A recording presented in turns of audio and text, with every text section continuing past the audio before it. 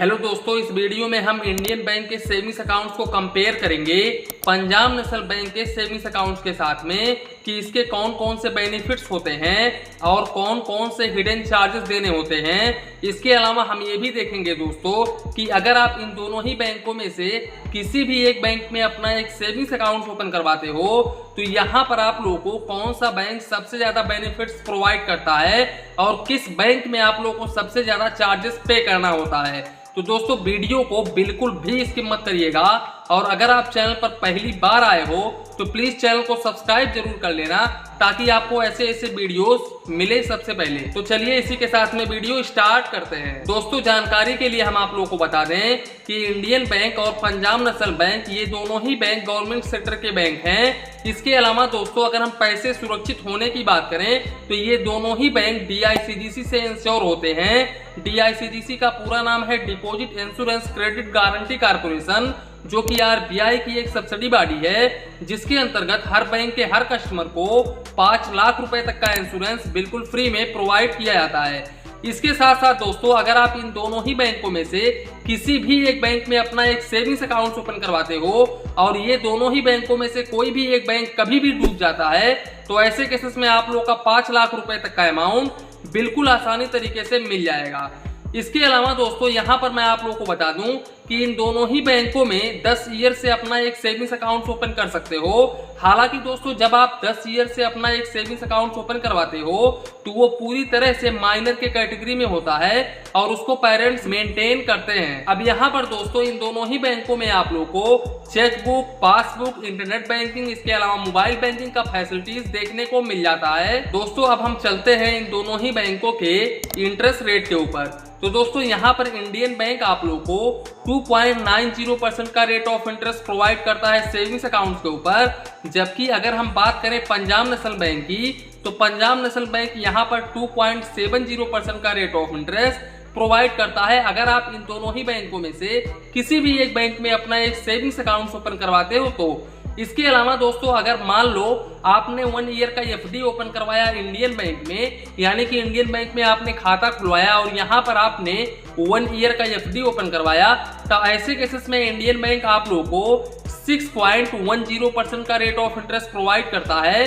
और अगर आप सीनियर सिटीजन के कैटेगरी में आते हैं तो यहाँ पर आप लोग को इंडियन बैंक 6.60% का रेट ऑफ इंटरेस्ट ऑफर करता है। वहीं पर दोस्तों अगर हम पंजाब नेशनल बैंक की बात करें तो यहाँ पर अगर आप पंजाब नेशनल बैंक में 1 ईयर का FD ओपन करवाते हो तो यहाँ पर आप लोगों को Punjab national bank 6.75% per annum का रेट ऑफ इंटरेस्ट प्रोवाइड करता है। और अगर आप सीनियर सिटीजन के कैटेगरी में आते हैं तो यहाँ पर पंजाब नेशनल बैंक आप लोगों को 7.25% पर एनम का रेट ऑफ इंटरेस्ट प्रोवाइड करता है। दोस्तों यहाँ पर इंडियन बैंक में मैं आप लोगों को रिकमेंड करूंगा कि अगर आपका सेविंग्स अकाउंट इंडियन बैंक में है तो यहाँ पर आप 1 ईयर का FD ओपन ना करवा के 400 दिनों का अपना एक FD ओपन करवाएं दोस्तों, क्योंकि यहाँ पर इंडियन बैंक में एक स्पेशल स्कीम चल रहा है दोस्तों जिसके अंतर्गत अगर आप 400 दिनों का अपना एक FD ओपन करवाते हैं तो ऐसे केसेस में इंडियन बैंक आप लोगों को 7.25% पर एनम का रेट ऑफ इंटरेस्ट ऑफर करता है। और अगर आप सीनियर सिटीजन के कैटेगरी में आते हैं तो यहाँ पर आप लोगों को 8% का rate of interest Indian bank offer करता है। दोस्तों ये ऑफर ओनली इस साल के 31 दिसंबर तक वैलिड है दोस्तों। उसके बाद में अगर ये स्कीम बढ़ता है तो उसके बारे में भी मैं आप लोगों को बताऊंगा। दोस्तों अगर हम बात करें मिनिमम बैलेंस की तो यहाँ पर इंडियन बैंक में अगर आप चेकबुक लेते हो तो ऐसे केसेस में आप लोगों को रूरल और सेमी अर्बन में 1000 रुपीज मेंटेन करना होता है। वहीं पर मेट्रो सिटी और अर्बन में 2500 रुपए मेंटेन करना होता है। और अगर आप चेकबुक नहीं लेते हो तो ऐसे केसेस में रूरल और सेमी अर्बन में 500 रुपए मेंटेन करना होता है। और वहीं पर मेट्रो सिटी और अर्बन में आप लोगों को 1000 रुपीज मेंटेन करना होता है। दोस्तों जानकारी के लिए मैं आप लोगों को बता दूं कि यहाँ पर आप लोगों को एवरेज मंथली बैलेंस मेंटेन करना होता है, ना कि क्वार्टरली एवरेज बैलेंस। दोस्तों अगर आप इस बैलेंस को मेंटेन नहीं करते हैं तो ऐसे केसेस में आप लोगों को मैक्सिमम 100 रुपए प्लस GST तक चार्जेस देना पड़ सकता है। वहीं पर दोस्तों अगर हम पंजाब नेशनल बैंक की बात करें तो पंजाब नेशनल बैंक के केस में चेकबुक का कोई भी इशू नहीं है दोस्तों। आप चेकबुक लो या फिर ना लो, यहाँ पर आप लोग को रूरल में 500 रुपए मेंटेन करना होता है और सेमी अर्बन में 1000 रुपीज, वहीं पर अर्बन और मेट्रो सिटीज में 2000 रुपीज मेंटेन करना होता है। दोस्तों यहाँ पर आप लोग को क्वार्टरली एवरेज बैलेंस मेंटेन करना होता है, यानी कि प्रति 3 महीने में अपना एवरेज बैलेंस मेंटेन करना होता है। और अगर आप इस बैलेंस को मेंटेन नहीं करते हो तो ऐसे केसेस में आप लोग को 250 रुपए प्लस जीएसटी तक मैक्सिमम चार्जेस देना पड़ सकता है। दोस्तों ये मैंने मैक्सिमम चार्जेस बताया है, ये आपके अमाउंट के ऊपर डिपेंड करता है कि आप कितना शॉर्टफॉल करते हो अपने अकाउंट में। दोस्तों अब यहाँ पर मिनिमम बैलेंस और इंटरेस्ट रेट के मामले में पंजाब नेशनल बैंक बेस्ट हो जाता है। अब आप लोगों का एक सवाल होगा कि आखिर ये बेस्ट कैसे हुआ। तो दोस्तों देखो, यहाँ पर इंडियन बैंक में आप लोगों को चेकबुक का इशू देखने को मिल जाता है, जबकि पंजाब नेशनल बैंक में आप लोगों को चेकबुक का इशू नहीं देखने को मिलता है। इसके साथ साथ इंडियन बैंक में आप लोग को एवरेज मंथली बैलेंस मेंटेन करना होता है, जबकि पंजाब नेशनल बैंक में आप लोगों को क्वार्टरली एवरेज बैलेंस मेंटेन करना होता है। और पंजाब नेशनल बैंक का इंटरेस्ट रेट भी ज्यादा है। दोस्तों यहाँ पर Punjab national bank savings accounts के ऊपर मानता हूँ कि इंडियन बैंक से थोड़ा कम इंटरेस्ट रेट प्रोवाइड कर रहा है, वहीं पर एफडी के ऊपर आप लोग को ज्यादा इंटरेस्ट रेट प्रोवाइड कर रहा है। तो यहाँ पर ये पंजाब नेशनल बैंक का एक प्लस पॉइंट हो जाता है।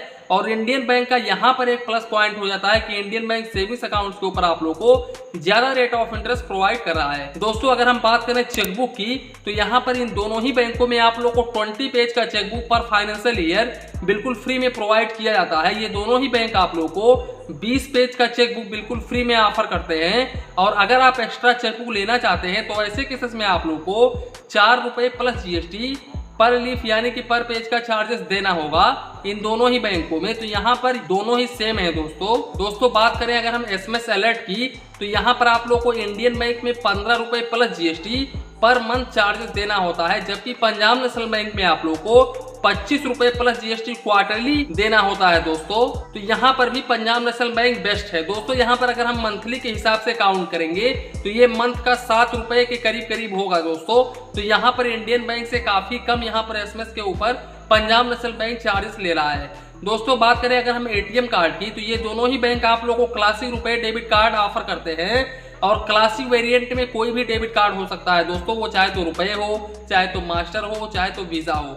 यहाँ पर दोस्तों आप लोग को लिमिट फीचर्स सेम ही देखने को मिल जाएगा।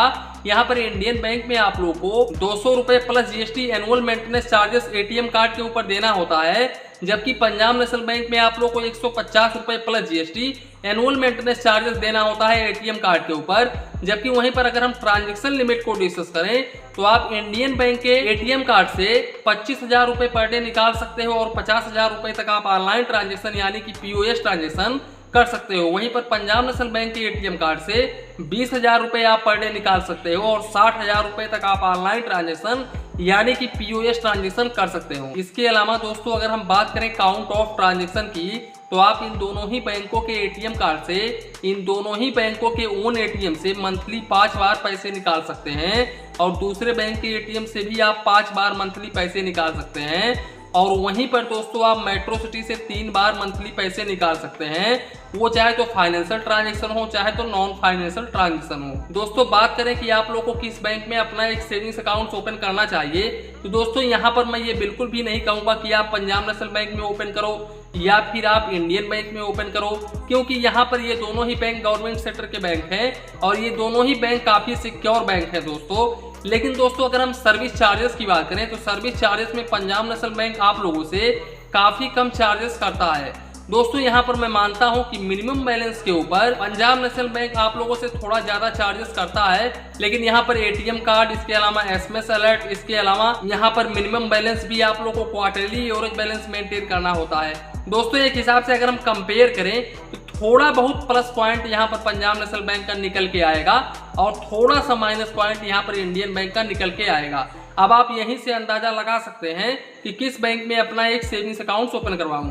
तो दोस्तों इसी के साथ में वीडियो समाप्त करते हैं। वीडियो पसंद आया हो तो प्लीज वीडियो को एक लाइक करिए और अपने चैनल फाइनेंस बैंकिंग को सब्सक्राइब करिए। मन में कुछ डाउट हो, कंफ्यूजन हो तो प्लीज कमेंट करिए। धन्यवाद, मिलते हैं नेक्स्ट वीडियो।